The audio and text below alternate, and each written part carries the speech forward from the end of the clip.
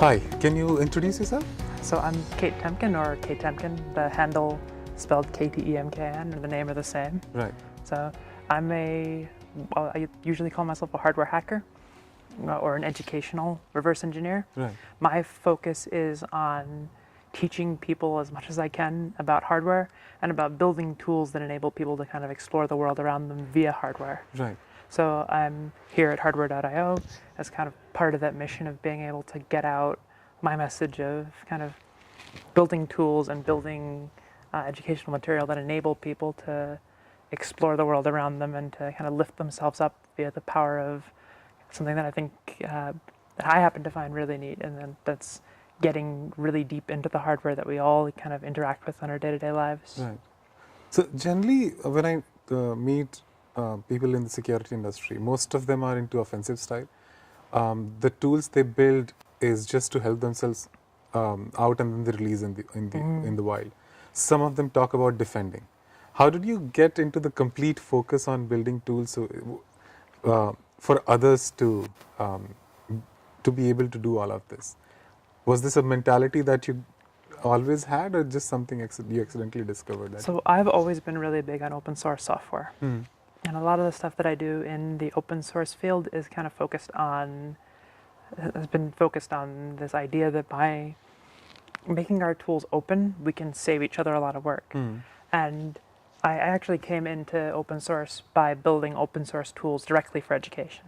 So I actually worked for the State University of New York.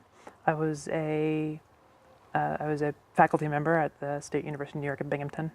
And I was kind of frustrated with the state of engineering education, especially in that we've gained over the past 25 years a lot of new technologies that help a lot with using different hardware techniques, but none of that was reflected in the actual way we taught engineering education. Right. So we had all different capabilities to kind of assess designs, assess them correctness.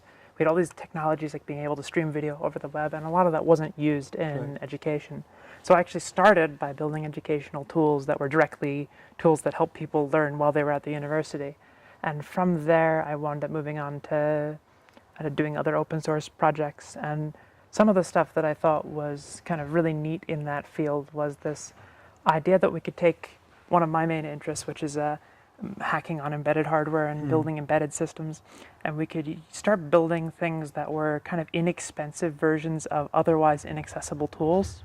So normally, as a university, we would have these small labs with 20 or 30 stations in them, and every one of those stations would have an oscilloscope and a logic analyzer, and all of these tools that were really, really, really expensive. They were things that could be used for a lot of different purposes, but were normally the kind of thing that a student couldn't just go and buy.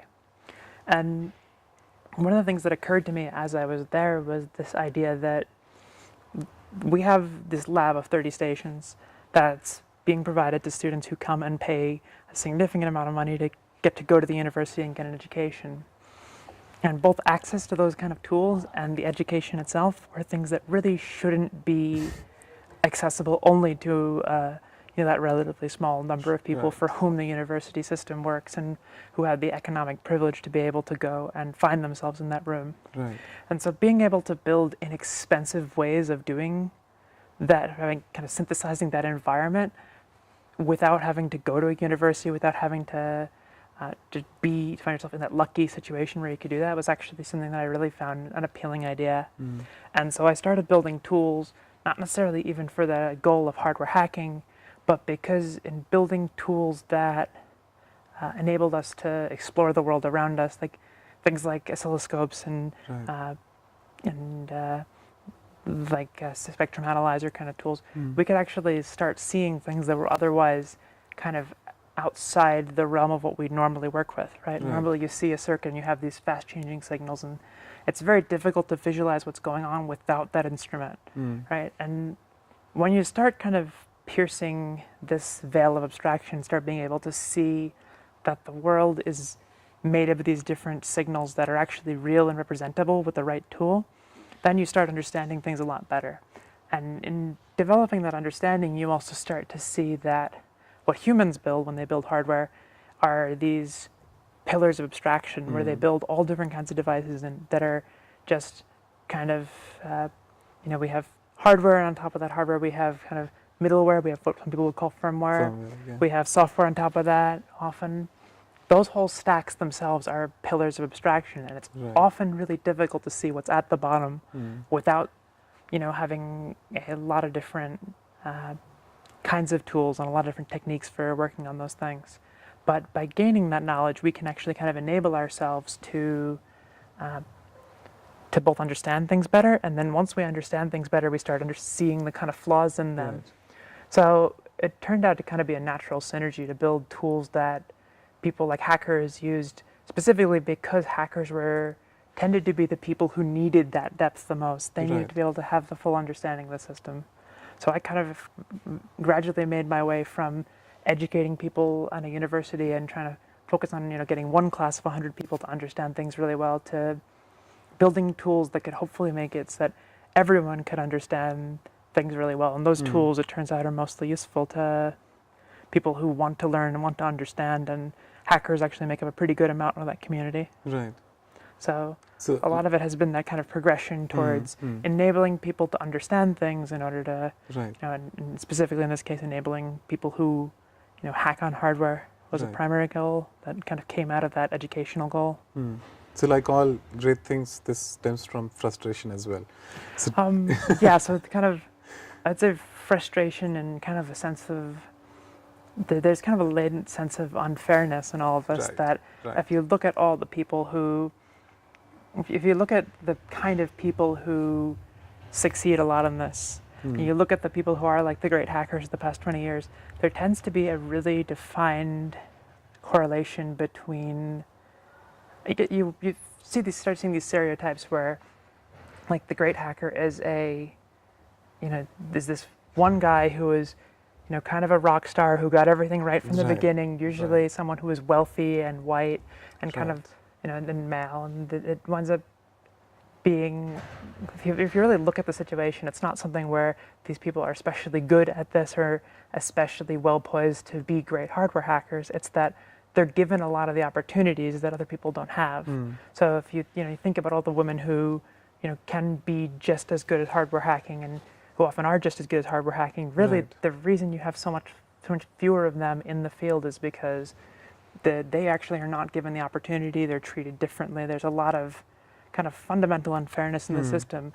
And if you think about all those people who are kept out of hardware hacking, you start realizing how unfair it is that all of these barriers to Right. entry kind of exist. And so my goal was kind of to take that sense of unfairness and move in a way that starts, I could either be angry at the world and kind of become really bitter, or I could take that and build something positive and start trying to build tools that enable kind of an equalization of that. And maybe if we can get even just a few more people to start being able to do the things they're interested in with some cheaper tooling, that's a pretty major victory. Right.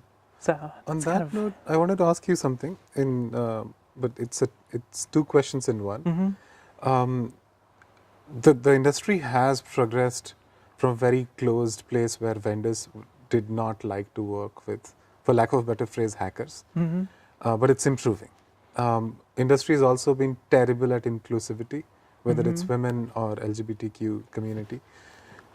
Do you see hope in both directions, only one of them? Do you think it's going to take much longer than what it looks like? I think that in terms of the direct acceptance of people who are hackers as kind of a necessary part of the process, I think we're making a lot of strides. I don't think that is. I think that is a much easier problem because that's solved by the repeated demonstration that people who are interested in security can be useful for, either you start off by hiring your own penetration test team to start doing security assessments, and then you start seeing opportunities where people who are just interested start finding vulnerabilities, and giving them the ability to be rewarded is definitely a good positive step. I think that it would be nice to start seeing the same kind of thing in enabling people who are, as you said, not in that kind of standard template format of like cishet white men. It'd be nice to see some people who are not traditionally advantaged start doing well in those communities. But I think that is going to be like that. Is kind of comparing a very small cultural problem to a much larger cultural problem.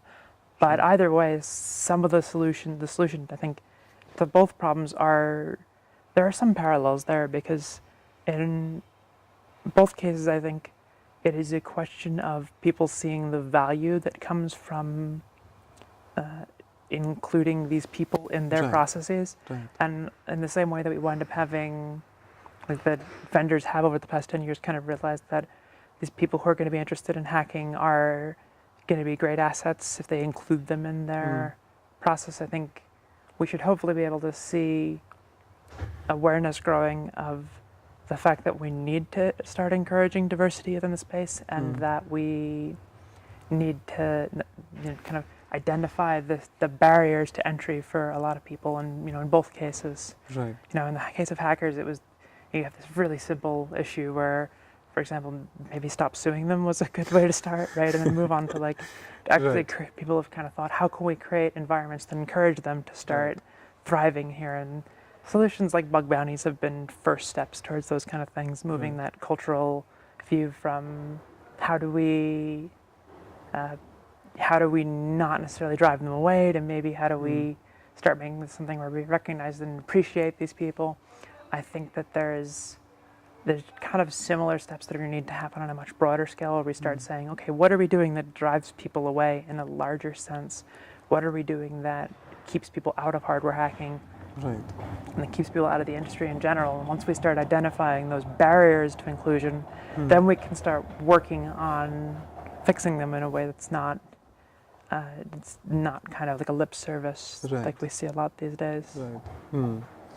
We were talking to another researcher, Adam Laurie, and we were talking about how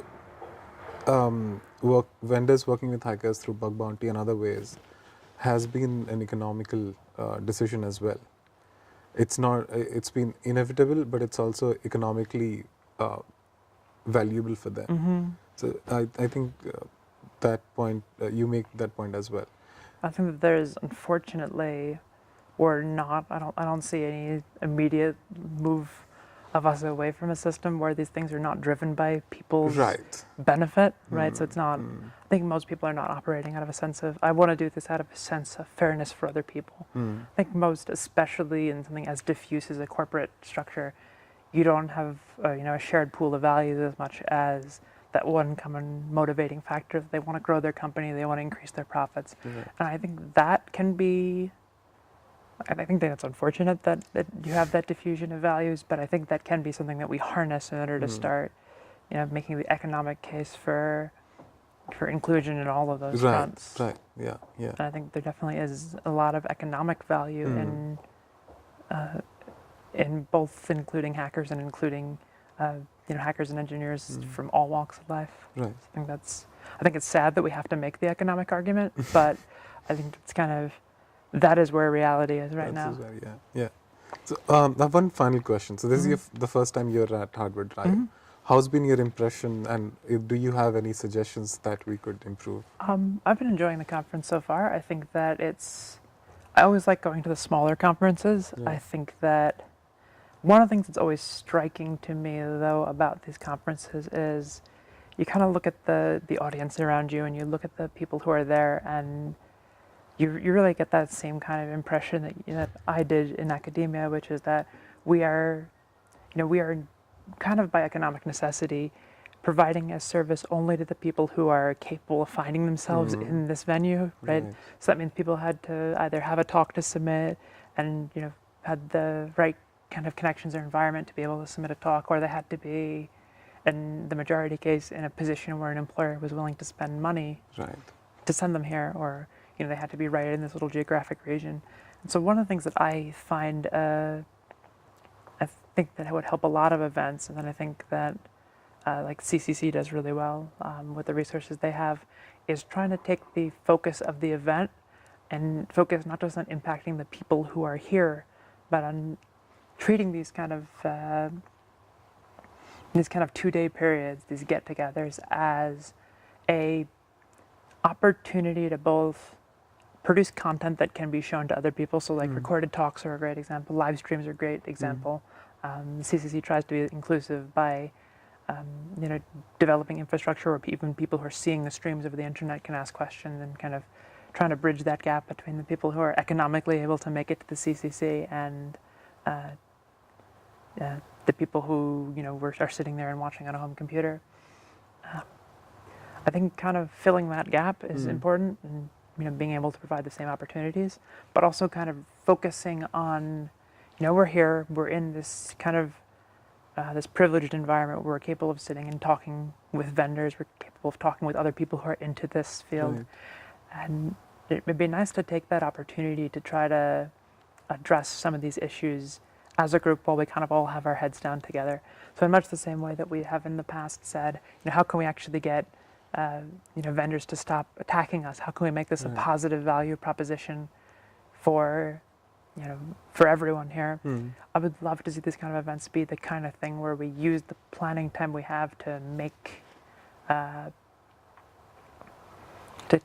use this as a time where we can all put our heads together and say, how can we, in our lives, once we move on from here and go back to our day-to-day business, how can we start turning the way we do things into something that is enabling to more people? So how can we actually walk away from the event and try to not just have it be so that 300 people in a room benefit, but how can we make it so that people all over benefit? Right. So how can we use this to improve life, improve the state of education for people who are not necessarily in this event, who are interested in hardware, or interested in learning things about the world around them? That is a really good point. We do upload the videos as well, almost immediately, in an hour or so. But I understand what you're saying. That is a very good point. We'll try and get something done on that front as well. Thank you so much for your time.